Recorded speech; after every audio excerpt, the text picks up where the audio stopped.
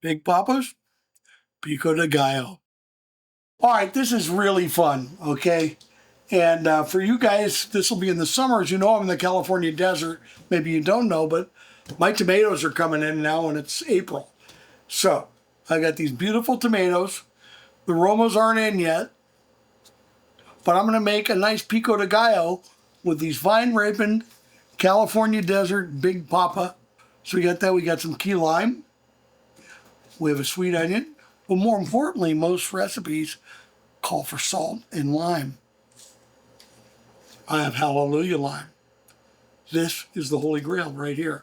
So I'll just quickly whip up these. The seeds out, all the excess moisture.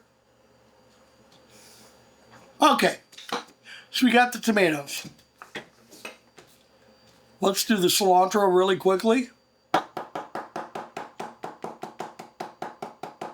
Now, let's do onion. I'm using a sweet onion, okay? Time for the pepper.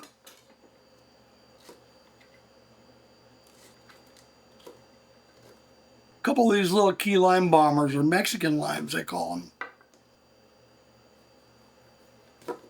Nice little pico size, you know, picture your favorite Pico de Gallo. That's probably a little big, so I'm gonna come in here for the other ones.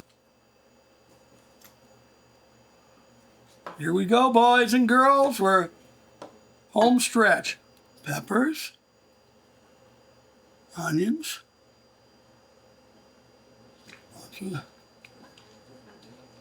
I have Jallelujah Lime. Some of the real lime.